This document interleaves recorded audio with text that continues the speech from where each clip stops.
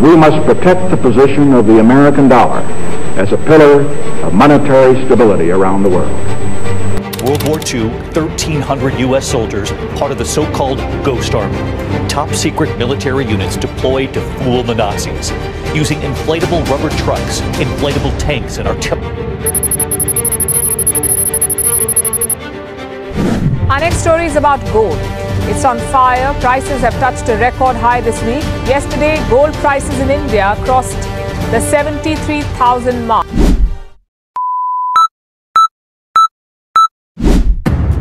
दोस्तों, दुनिया का 90% फॉरेन एक्सचेंज यानी कि ट्रेड डॉलर्स में होता है। 2022 की एक रिपोर्ट के मुताबिक दुनिया में हर रोज लगभग 7.5 ट्रिलियन डॉलर से ज्यादा का ग्लोबल फॉरेन एक्सचेंज होता है। लगभग 40 ट्रिलियन डॉलर की टोटल अमाउंट इस वक्त इंटरनेशनल सर्कुलेशन में है, जिसमें 50% से ज्यादा अमेरिकन डॉलर होल्ड करता है। दोस्तों, डॉलर एक वर्ल्ड वाइड रिजर्व करेंसी है। लगभग 62% से ज्यादा world wide currency reserve dollar में मौजूद हैं, 20% यूरो में और बाकी का 18% दुनिया की दूसरी करेंसीज में मौजूद हैं। इंटरनेशनल मार्केट में गोल्ड, ऑयल और बाकी कई दूसरी चीजों की पेमेंट डॉलर में की जाती है, जो कि डायरेक्टली या इनडायरेक्टली अमेरिकन इकोनॉमी को स्ट्रॉन्ग करता है। इसका मतलब यह है कि world economy US government decisions और यूएसए के फेडरल रिजर्व्स पर डिपेंड करती है। स्टार्ट में इंटरनेशनल ट्रांजैक्शन और ट्रेड गोल्ड में होती थी, जिसे बीइंग ऑन गोल्ड स्टैंडर्ड कहा जाता था।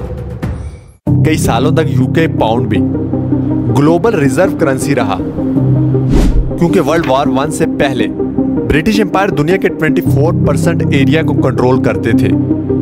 यही वजह है कि उस वक्त पाउंड को स्ट्रॉन्ग करेंसी माना जाता था। वर्ल्ड वॉर 1 के दौरान यूएसए अलाइड नेशन को वेपन्स और दीगर चीजों का अहम सप्लायर बन गया। यूके, जो कि खुद वर्ल्ड वॉर 1 का हिस्सा था, वो यूएसए से वेपन्स लेता और इसे गोल्ड में पे करता। ये तमाम कंट्रीज यूएसए को गोल्ड में पे करती थी, जिससे अमेरिका में गोल्ड के रिजर्व बढ़ने लगे और अमेरिका वर्ल्ड वॉर 1 के एंड पर largest holder of gold reserves बन गया।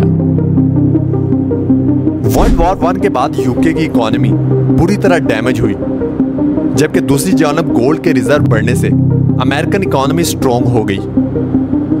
इसी तरह वर्ल्ड वॉर 2 के बाद अमेरिकन फाइनेंशियल पोजीशन मजीद स्ट्रॉन्ग हो गई, क्योंकि वर्ल्ड वॉर 1 की तरह वर्ल्ड वॉर 2 में भी अलाइड नेशन ने वेपन्स और दूसरी कई चीजें खरीदने के लिए अमेरिका को गोल्ड में पे किया।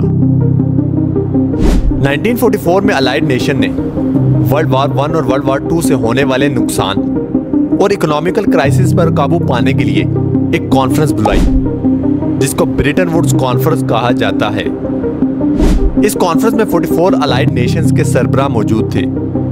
इस कॉन्फ्रेंस में इस बात पर सोचा जाने लगा कि गोल्ड के बजाय किसी दूसरी करेंसी में वर्ल्ड वाइड ट्रांजैक्शन की जाए, यानी वर्ल्ड वाइड ट्रेड के लिए किसी दूसरी करेंसी का सहारा लिया जाए।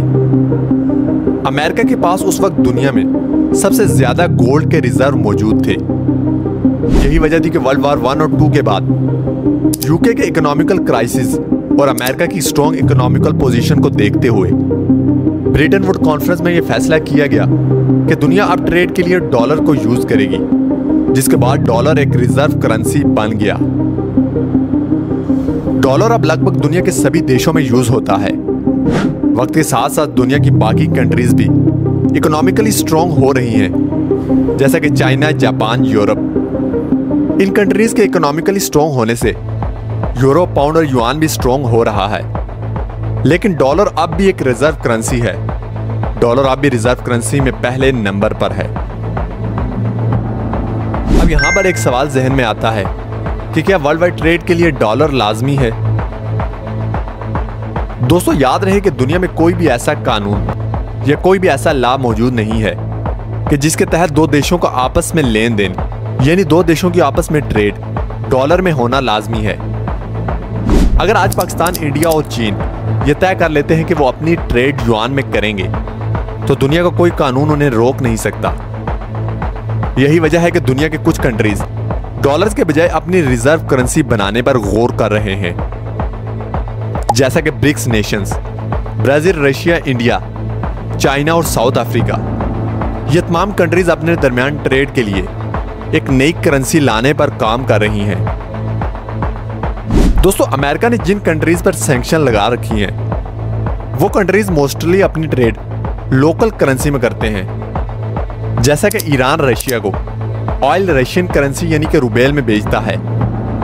इसी तरह 2019 में टर्की और 2005 में सऊदी अरेबिया ने डॉलर के बजाय दूसरी करेंसीज में ट्रेड का सोचा, लेकिन अभी तक ये तमाम कंट्रीज मुकम्मल तौर पर नाकाम हैं। दोस्तों, दुनिया में कोई भी कंट्री 100% इस बात पर एश्योर नहीं है कि टर्की, रशिया, सऊदीया और दुनिया की दूसरी कंट्रीज के हालात हमेशा के लिए स्टेबल रहेंगे। इसीलिए दुनिया के लिए डॉलर के बजाय अपनी लोकल करेंसीज में ट्रेड करना मुश्किल अमल है।